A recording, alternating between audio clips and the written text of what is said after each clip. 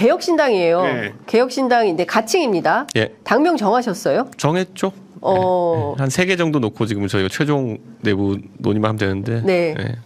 뭐 키워드가 뭔지는 정해졌습니다. 예, 키워드가 뭔지 좀 알려주세요. 안 알려주죠. 지금 이게 안 알려줌. 예, 오늘 다 털어놓고 갈 수가 없기 때문에 안 알려줌 이런 건데 이런 겁니다. 앞에 이제 저희가 이제 차별화라는 이제 화두를 가지고 이제 여러 가지 얘기를 했고 특히 이제 강남으로 표징되는 한동훈 비대위와 상계동으로 표징되는 이준석 신당이 앞으로 정치의 현장에서 어떤 대결을 해나갈지 중요한 것은 가치, 비전, 노선 뭐 이런 것들이거든요. 제가 이제 슬로건으로 정하는 거는 그 노력하는 사람들에게 오늘보다 더 나은 내일이 있었으면 좋겠다라는 거거든요. 근데 그게 이 믿음이 깨지면은 사회가 굉장히 혼란스러워집니다. 노력했을 때 오늘보다 내일이 더 좋은 날이라는 확신이 있어야 노력을 하는 거거든요. 그럼 대한민국이 깨진 지 오래됐고 아까 말했듯이 그 강남에 아파트가 있는 분들은 은퇴하셔도 영모기지론으로 평생을 사실 수 있을지 모르지만은 강북은 나이가 들어서도 끝없는 신분 상승에 길을 걸어야 되는 사람들이 되게 많아요. 아니 신분 상승은커녕 거기 뭐 탈출구가 안 보여요. 그러니까 이런 거죠. 다운그레이드의 삶이라는 게 이런 거거든요. 본인이 예를 들어서 상계동의 주공 아파트에서 뭐 이렇게 집 한 채 갖고 있었다고 하면요. 아들, 딸 결혼할 때 전셋집 마련해 준다고 본인은 양주나 의정부까지 가서 살아야 되는 경우 되게 많아요. 나는 이제 아이들 다 키웠고 그러면 학군이 조금 좋다고 해서 상계동에 있을 필요 없고 그럼 아이들 전셋값 마련해주고 이렇게 하려 그러면은 나는 오히려 좀 집을 줄여가지고 양주나 의정부로 이사가고 대신 우리 아들 또다시 상계동에 전셋집 구해줘야지. 되게 좀 그냥 그게 어떤 눈물 아픈 그 어떤 집의 그 풍광이 아니라요. 그냥 일반적인 상계동 가정에 그런 제 친구들 한창 결혼 많이 할 때 이럴 때 보면요. 원래 살던 집을 팔고 상계동의 전셋집을 뭐 아들에게 마련해 주면서 나는 양주나 아니면 의정부 밀락동가 살아야지라고 선택할 수밖에 없는 아니면 별내가 살아야지라고 하는 그런 50대 후반 60대 중년들이 되게 많았어요. 근데 사실 그런 사람들이 예를 들어 최근에 뭐 상속세 뭐 얼마까지 면제 이런 뉴스 보면 되게 그냥 되게 술 먹다가도 한 소리씩 하시거든요. 보면. 그렇죠. 그러니까 저는 그런 거가 완전히 정서가 달라요. 그런 거죠. 대표님 그런 지 굉장히 오래됐습니다. 사실은 대표님이 국민의힘에서 정치를 하고 보수정당의 대표를 할 때도 그때도 이것은 현실이었습니다. 안 바뀝니다. 그 국민들이 더 나은 내일을 위해서 오늘을 참고 살지만 오늘도 김포 골드라이드에 실려서 출퇴근을 하지만 그리고 교육비에 가장 많은 돈을 쓰고 있지만 별로 바뀌는 게 없습니다. 제가 그래서 4호선에서 이제 20분씩 이게 동대문 역사공원까지 가는 가장 노도강이라고 하죠.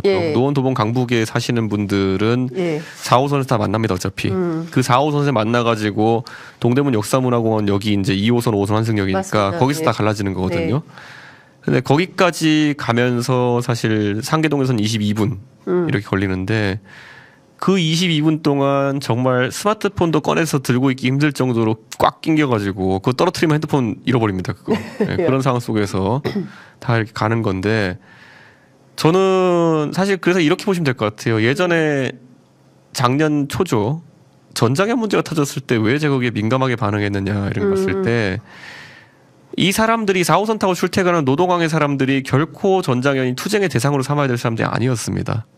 이 사람들 오히려 굉장히 평소대로라면 전장현에 우호적이고 오히려 뭐 그런 어떤 왜냐하면 전장현이요 원래 시위의 모토로 삼은 해화역에서 이제 안전사고가 있었던 게 해화역이 4호선이거든요. 그리고 전장현도 지금 베이스가 해화역 앞입니다.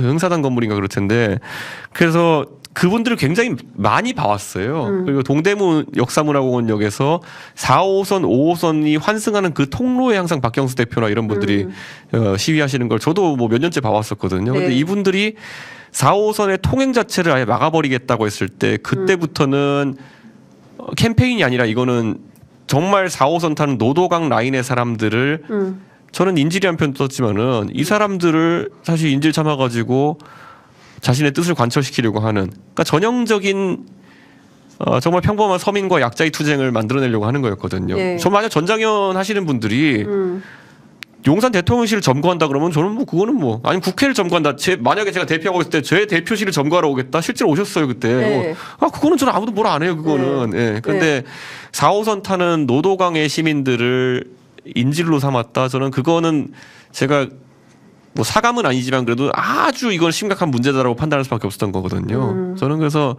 이 상계동 정서라든지 어떤 강북의 어떤 그런 삶이라고 하는 것들. 네. 이게 되게 웃긴 게요. 4호선이 막히면요. 대체 수단이 없어요. 노도강은. 이게 차 끌고 가면 동부간선이고 안 그러면은 4호선이거든요. 다른 방법이 없어요. 그러니까 그거를 그냥 버스 같은 거 버스 타면은 무조건 한 1시간 반이에요. 시내까지. 버스 타면 1시간 반이에요. 그 22분 코스가 예. 버스 타면 1시간 반입니다. 아니 버스 전용 도로 없어요? 그거는 도봉구에서 이제 도봉미아로가 있긴 한데 그것도 막혀요. 그것도 막혀요. 버스 전용 도로도 막혀요. 예, 그 성신여대 입구 통해서 오는 게 지금 동북선 공사하고 이래가지고 막혀. 노원구에서는 버스 전용 차로가 시내로 오는 게 없습니다. 그런데 저는 강남북 격차에 대해서 나온 지가 20년이 넘었습니다. 예, 진짜 20년이 넘었어요. 그런데 하나도 바뀐 게 없거든요. 그래도 강남은 버스도 많고 뭐 저는 우리가 이제 교통도 굉장히 좋고 교육도 그렇습니다. 예. 저는 이제 재산세 공송과세를 저희가 해가지고 강남에 세수가 많이 거치면은 그걸 이제 서울의 25개 자치구에 어느 정도까지는 분배를 하는 형태로 이제 되고 있거든요. 이게 어찌 보면 지방자치의 약간 맹점 같은 겁니다. 제가 늘 얘기하지만 예전에 노회찬 의원이 하신 말씀 중에 제가 많은 사람들 알려드리지 않았지만은 갈비에 관한 또 다른 얘기가 있어요. 그래요? 어떤 거죠? 예. 지금 만약에 돈 있는 분들이 소갈비 먹고 숯불갈비 드시는 분들이 있다면은 당신들이 이걸 꼭 이렇게 다 갈비를 계속 드실 게 아니라 당신들이 불고기만 드셔주셔도 누군가는 라면을 먹을 수 있다. 이게 노회찬 의원님의 말씀 중에 갈비랑 연관된 다른 건데 제가 왜 이런 걸 기억하는지 모르겠지만은 노회찬 의원님 그 말씀이라는 게 사실 어느 정도는 적확해요 지금.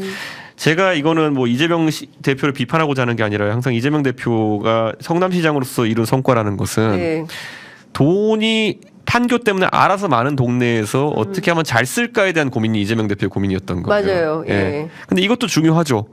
그런데 제가 이재명 대표한테 항상 얘기했던 게 성남시장 이재명이라는 사람이 이런 성과 뭐 무상 시리즈를 했던 것은 성과지만은 동두천 시장이어도 당신 이걸 할 수 있겠느냐. 라는 얘기를 해야 되는 거거든요. 무상 산후조리원이라는 것을 하면서 이게 이재명이라는 사람이 돈을 잘 쓴 거라고는 제가 해줄 수 있겠는데 동두천 시장이었으면 할 수 없는 것이다. 그럼 저는 이거는 우리가 사회 정의에 대해 가지고 이재명 시장이 그때 성남시장으로 하신 말씀은 강남구청장이 하는 말이랑 너무 똑같았어요. 강남구가 많이 돈을 거뒀으면 강남구를 위해 써야지 왜 그거를 노원이야 도봉을 위해 쓰느냐라는 말을 하신 거거든요. 그때 맞아요. 실제로. 그런데 서대문시장 이재명이라는 분도 물론 경기도지사 되시면서 생각이 많이 바뀌었겠죠. 그렇죠. 더 넓은 범위를 커버하고 거기 얘기해야 되니까. 근데 성남시가 예를 들어서 불교부 단체로 몇 천억씩 돈이 남아가지고 그럼 그걸 잘 쓰는 거 물론 못 쓰는 것보다 잘 쓰는 게 좋지만은 그렇죠. 그러면 성남시에서는 무상 산후조리원도 있고 무상 교복도 있고 이렇게 하는데 동두천은 재정 자립도가 낮아가지고 공무원 월급 주는 것도 많이 걱정해야 된다 그러면 이게 정의인가에 대해 가지고 이건 오히려 제가 약간은 이재명 대표보다 더 그런 분배에 대해서 관심이 많은 거예요. 그런 점에서는 이준석 대표가 이재명 대표보다 더 왼쪽에 있네요. 그러니까 이걸 저는 이렇게 생각해요. 그러니까 제가 봤을 때는 강남의 구청장이 잘해가지고 세수가 많다 그러면은 예를 들어 평균보다 예전보다 더 많이 늘어났다. 그럼 강남구청장의 성과죠. 근데 그럴 때 보면 이제 강남구청 그 서초구청 보면은 특이하게 뭐 거기 별의별 거 다 해요. 이제 보면 우리 지금은 다 기본처럼 된 거지만은 서초구에 가장 먼저 했던 게 처음에 그 횡단보도에 큰 우산 같은 거 씌워놓은 거예요. 맞아요. 그리고 서초 이런 데 가면 마을 버스를 뭐 이렇게 비닐로 둘러가지고 난방도 되게 해놓고 막 이런 거 있어요. 정류장을. 근데 이게 사실 대단한 아이디어라기보다는 서초 강남에서는 할 수 있는 것이죠.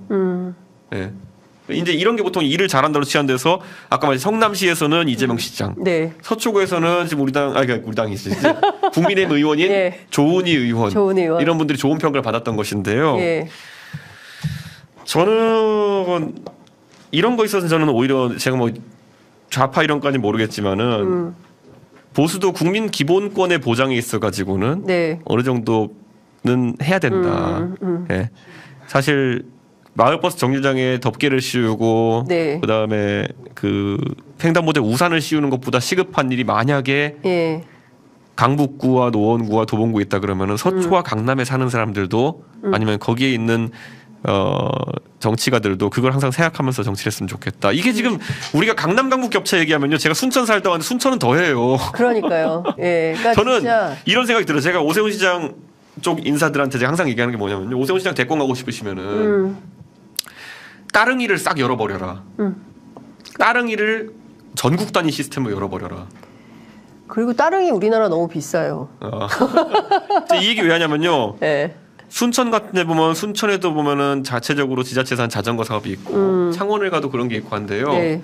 따릉이가 전산 시스템 개발해 놓고 이런 것을 그대로 쓸 수만 있어도 굉장히 그런 것들이 그 잘 돌아갈 겁니다. 그런데 그런 것들 하나하나도 서울과 지방의 차이가 나는데 네. 그런 노하우를, 그러니까 무형의 자산을 서울시가 전국에 전파하려고 하는 노력, 이런 게 저는 오세훈 시장에게 큰 도움이 될 거라 생각하는데 네. 정말 그런 게 어려운가 봐요. 그러니까요. 그러니까 사실은 누군가는 해야 되는 역할이고 이준석 대표가 좀 적극적으로 해주면 좋겠다라는 생각도 좀 드는데, 제가 오늘 시간이 벌써 6분이나 넘었고 다음 분들 기다리고 계시지만 제가 요거는 좀 여쭤봐야 될 것 같아요. 제3지대가 모인다 해서 류호정, 금태섭 이런 분들이 주요 관계자로 등장을 하게 되는 건지, 아니면은 보수 개혁 정당을 하면서 뭐 국민의힘에서 나온 분들이 함께 하게 될지, 이것 좀 하나 여쭈고 싶고요. 일단 저는 우선 중심이 되는 것은 어쨌든 보수 성향 인사들이 아마 중심이 될 거고요. 보수 성향이. 예. 그다음에 연대를 할 건지, 그리고 뭐 예.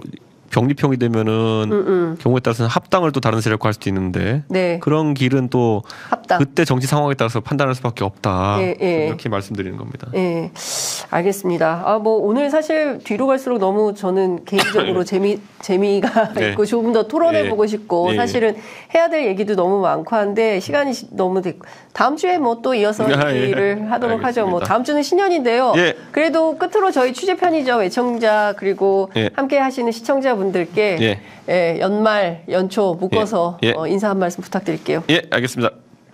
끝이에요? 네. 저는 나를 요즘 최소한으로 이제 하려고 하기 때문에 이게 왜냐면은 그러면 그 다른 것보다도 신당이라는 게 어려운 길이잖아요. 네. 그런데 어려운 길인데 제가 항상 케네디 대통령 인용하는 것처럼 이 길을 가는 거는 쉬워서가 아니라 어렵기 때문이다.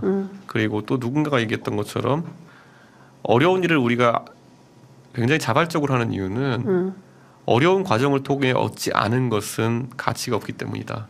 전 이 말을 항상 새기고 있어요. 제가 국민의힘 당대표로 있으면서 선거를 이기고 이런 선거를 냈다고 하는 것도 있겠지만은 네. 30% 콘크리트를 안고 낸 성과라는 것과 완전히 무에서 쌓아 올린 성과는 다를 수밖에 없는 거예요. 제 나름대로는 더 큰 도전을 가고 있는 겁니다. 네.